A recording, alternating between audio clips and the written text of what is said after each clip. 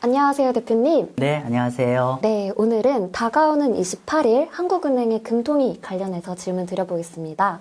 한국은행이 지난 9월에 금리를 인하했고 이달 28일에 기준금리를 결정하는 이제 금통위가 열리는데요. 한국은행의 금리 인하에도 한국채 금리는 상승했는데 이번 금통위 그리고 한국채 금리 전망은 어떻게 보시나요? 네, 일단은 이제 제가 항상 드린 말씀이 있어요. 저는 아마 지난 1년 동안 계속 말씀드린 건데 미국채보다는 한국채 투자가 좀 더 저는 더 추천드린다는 말씀을 드렸는데 아니야 다를까 최근에 어떻게 시장이 움직이고 있었냐면 우리가 한국도 금리를 내렸는데 불구하고 조금 슬라이트하게 올랐습니다. 올라는 건 뭐냐면은 미국 시장 금리가 많이 오르면서 한국도 같이 올랐는데 근데 한국 금리 먼저 간단하게 말씀 좀 드리면 한국 금리는 한국의 시장 금리는 아주 단기적으로는 미국 금리 움직임에 좀 영향을 받는다.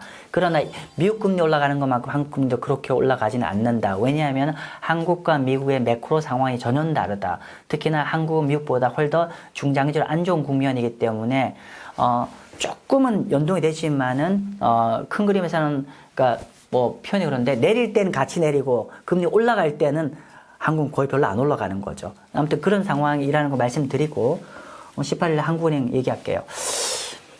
이창용 총재가 되게 힘들 것 같아요. 지금 현재 이런 것들 어떻게 판단해야 될지에 대한 얘기들. 물론 뭐 제가 이창용 총재 결정에 대해서 예측한다는 게 참 무리하고도 잘 할 수 없는 얘기지만 그냥 제 생각을 말씀을 드릴게요. 일단은 지금 이제 하는 입장에서는 한 세 가지 정도의 고민이 있는 것 같아요. 첫 번째는 뭐냐면은 우리나라가 그러니까 기축 통화가 아니다 보니까 통화 가치를 지켜야 된다는 게 굉장히 중요한 미션이잖아요. 근데 지금 1,400원이잖아요. 그런데 이 통화 가치를 지키기 위해서는 한국하고 미국 금리 차이가 너무 나면 안 되거든요. 어쨌건 간에 첫 번째는 지금 1,400원 내외 하는 한국 원화가 더 밀리면 안 된다니까 그 통화 가치를 지켜야 된다는 숙제가 하나 있고 두 번째는 국내 경제가 되게 안 좋잖아요. 사실 되게 안 좋거든요. 뭐 제가 어저께인가요? 데이터를 보니까 월간 취업자 수가 10만 아래로 떨어졌더라고요. 8만 명 되더라고요. 굉장히 경제 안 좋잖아요. 그래서 그러니까 오히려 이제 이렇게 국내 경제 굉장히 부진한 경제가 오히려 인플레이션 요인이 아니라 지금 국내 경제 걱정은 뭐냐면 디플레이션 쪽으로 가고 있는 거예요. 이것도 잘 관리를 해야 되고 또 세 번째는 가계부채. 뭐 이런 게 맞물려 있잖아요. 그죠?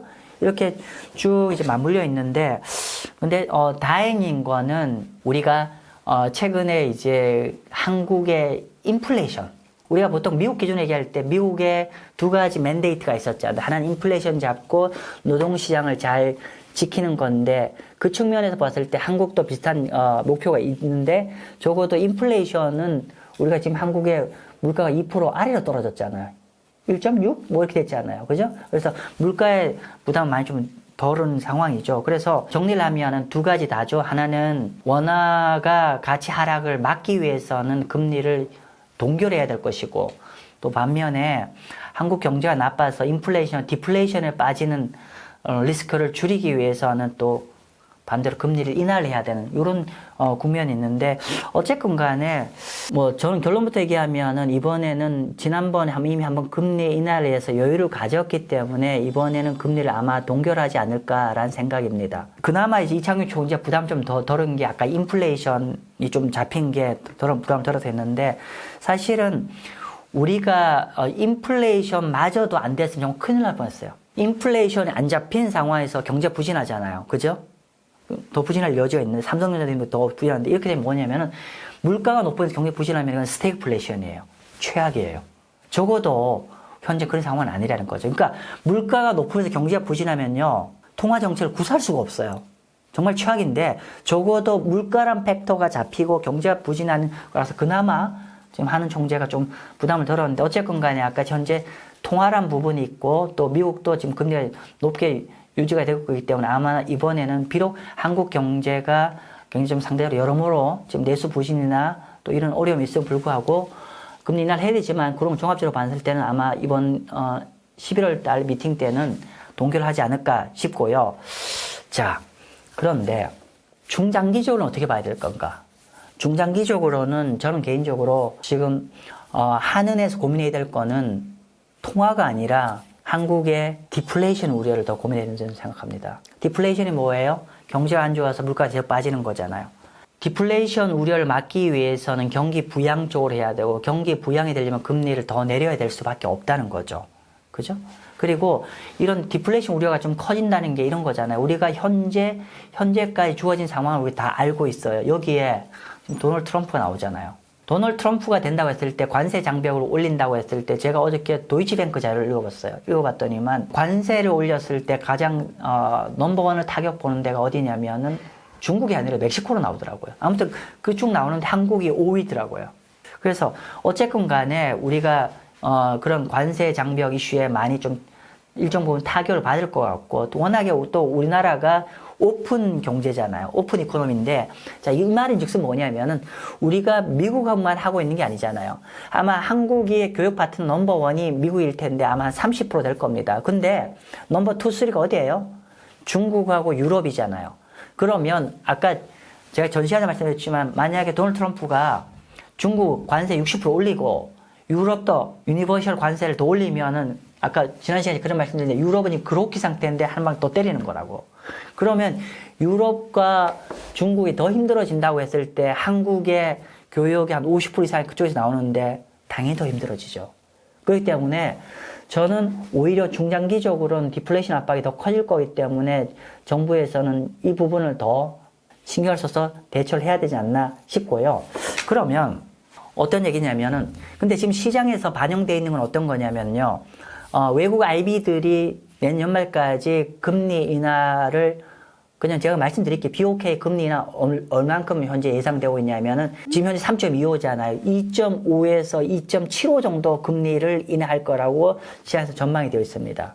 근데 저는 최근의 경제 상황, 트럼프의 이런 그러니까 한국 경제의 어떤 충격파를 감안하면은 시장이 덜 반영하고 있다.